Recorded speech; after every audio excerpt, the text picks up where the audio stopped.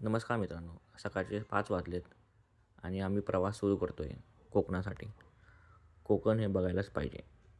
बघताच सनराईज पण बघायला भेटला. कमी खर्चामध्ये कोकण करायचा विचार केला आहे, ते पण बाईकवर.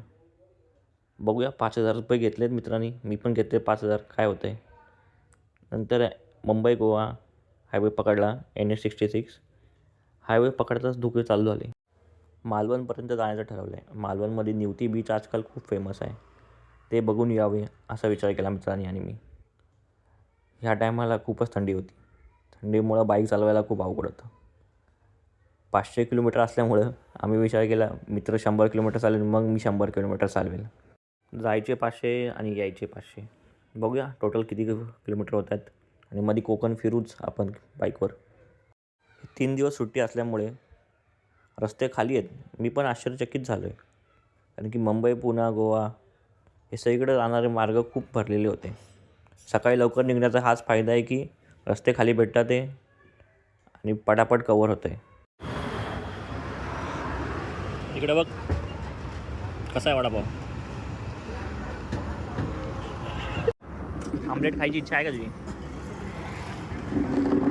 शिजलेत आता खायला पाहिजे खालची. एवढं कोंबडीने त्रास दिला आहे, की खाऊन आता द्यायला अंड. कोकणातले अंडे टेस्ट वेगळी यायची आहे. चष्मा का नाही आला भाव वाटा? लिंबा खालचा मला 100 रुपयालाच भेटला होता घरी यायला. अरे लिंबा खालचं माझे हरवले 2 चष्मन. मॅच खेळायला जायचं नाही रे, एवढं नाही त्यांना. आंतरराष्ट्रीय प्लेअर पाहिजे त्यांना एक. जातो का तू? गाईज नको नको, शिव्या घालतील आपल्याला. चल चल चल, बाईक गाडी चालू. काय बोलला? येऊ दे रे बाबा. का रे, काय त्रास होतं का?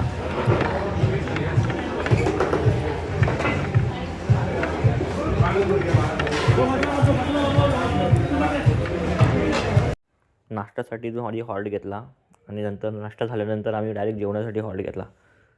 जेवणासाठी हॉल्ट घेतला आम्ही 300 किलोमीटरवर. नंतर मित्राचं एवढं बॅक पेन होतं आहे, माझं बॅक पेन होतं आहे. बाईकवर प्रवास चालू तर केला आहे, बघूया पुढं काय होतं आहे. नंतर एक टनल लागला आहे. टनल हा खूप मोठा होता आणि मस्त सुंदर बनवला होता. तुम्ही पण एकदा नक्की बघून घ्या. आता आमचे फक्त 200 किलोमीटर राहिले होते. 200 किलोमीटर पण चालवणं वैताग येत होता. तरी आम्ही प्रयत्न करत होतो पटापट कवर करायचा. 70-80, 70-80, 70-80. बाकी बायकर्स पण होते प्रवास करणारे. काही काही तर स्कूटीवर येत होते. हे बघून पण मजा येत होती की लोक फिरणारे आहेत, आवड आहे लोकांना फिरायची. संध्याकाळी 5:30ला निवती बीचला पोचलो आणि हा निवती बीचचा सनसेट कसा वाटला? मस्त. डायरेक्ट दुसऱ्या दिवशी सकाळचा व्हिडिओ आहे.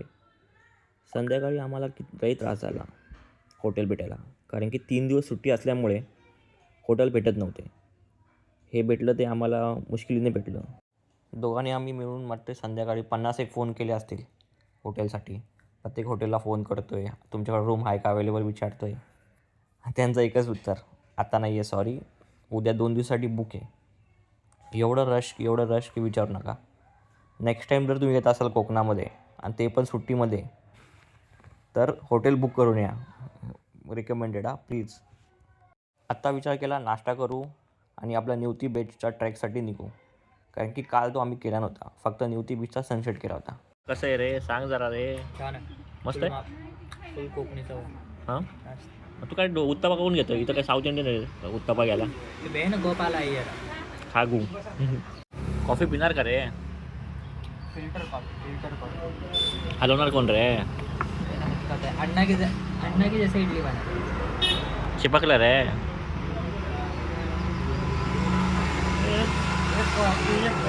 कॉफी 200 रुपये. आता है मेरे को चाय का बिजनेस डाल सकता है. पण हे कॉफी आहे. कॉफी नहीं आता ना, चाय आता है.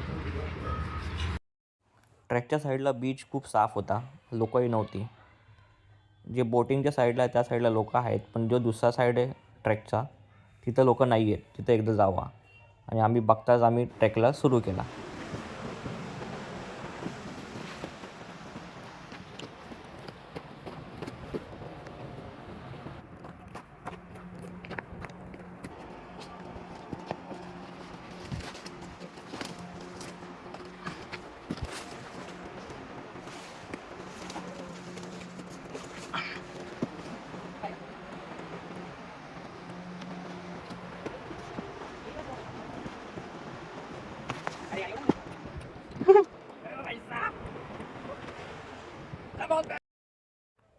ट्रेक संपताच हा व्हिडिओ बघायला भेटला. स्टार्टिंगला पण हा व्हिडिओ तुम्हाला दाखवला होता. कसा वाटला हा व्हिडिओ? एप्रिल मे 1990चा पण शूटिंग इथंच झाली आहे. तुम्ही हा मूवी बघू शकता. मराठी मूवी आहे, मस्त आहे, मस्त बनवला आहे. नक्की बघा. ट्रेक संपवला, बाईक काढली आणि विचार केला तारकर्लीला जाऊ आणि जेवण करू. तारकर्लीवरून जेवण करून गणपतीपुळेला स्टे करायचा विचार केला आहे. ते पण ह्यावेळेस आम्ही कोकणातले आतमधले रस्ते प्रवासाचा विचार केला आहे. प्रवास तर सुंदरच असणार कारण की कोकणातले रस्ते आहेत. चला. ती सुरमई झाली पॉपलेट. तुला काय पाहिजे बाळा? पॉपलेट, ऑलवेज पॉपलेट आणि पॉपलेट मॅन. खा. पॉपलेट खाओ, खूप जाण जाओ. प्रोटीन लाव. काम भूक लागला. पॉपलेट बॉय. जेवण करून विचार केला तारकर्ली बीचला जाऊ. पण तारकर्ली बीचला एवढी गर्दी की विचारू नका. असं वाटतंय मुंबईचं जुहू बीच. तारकर्ली बीच जास्त नाही बघता आलं गर्दीमुळे. नंतर बाईक काढली, विचार केला चला गणपतीपुळ्याला. गणपतीपुळेचं बीच पण साफ आहे आणि सनसेटचा पण विचार केला तिकडेच बघू. चला काय होते बघूया. सनसेट होणार होता म्हणून आम्ही विचार केला गावखेडी बीचला जाऊ. आणि गावखेडी बीचचं बीचही साफ होता, लोकही कमी होती आणि सुंदरसा बीच होता. काळी माती, मस्त सनसेट व्हायला लागला होता आणि आम्ही बीच वॉक चालू केला. मस्त लाटा येत होत्या, डोंगर होते.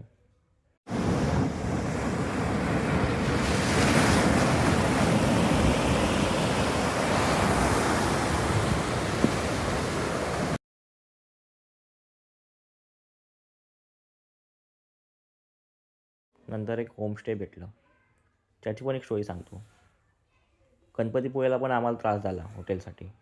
तिथं पण आम्ही 50 फोन केले असतील, तिथं पण नाही भेटलं. नंतर एक होमस्टेमध्ये आम्हाला भेटलं. कसं करून तिथं आम्हाला कॉमन वॉशरूम आणि बाथरूम भेटलं. अशी गाडी काढली, सकाळी गणपतीपुळेला पोचलो. गणपतीपुळेला पण एवढी गर्दी की विचारू नका. बघतच असाल तुम्ही आता किती गर्दी आहे.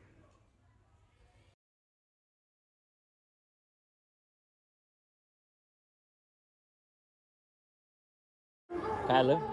काय करतोय? आयुष्य काय बोलला? आयुष्य पण याच्यासारखंच गुंतलंय रे. काय सांगायचं तुला, म्हणून इथे यावं लागतं. गणपतीपुळेला गणपती बाप्पा. बाहेरून दर्शन घ्यायचा विचार केला. आतमध्ये गर्दी खूप असल्यामुळं. नंतर एक बीच पण बघितला. दर्शन झाल्यानंतर गाडी काढली आणि कोकणातले रस्ते बघायला परत चालू केलं. कोकणातले रस्ते बघताना तिथाचा मातीचा सुगंध, फुलांचा सुगंध हे नक्की अनुभवा. हा तुम्हाला कुठेच बघायला भेटणार नाही. जर व्हिडिओ आवडला असेल तर नक्की लाईक, कमेंट, सबस्क्राईब आणि शेअर पण करा. कारण की तुमचे मित्र पण बघतीलच. थँक्यू. तसा आमचा टोटल खर्च झाला 4,500 रुपये. त्यात पेट्रोल, राहणं, खाणं असं सगळं टोटल होतं. जाताना पण सनसेटची मजा घेतली आणि शेवट घरी पोचताना आमचे टोटल 1100 किलोमीटर झाले होते.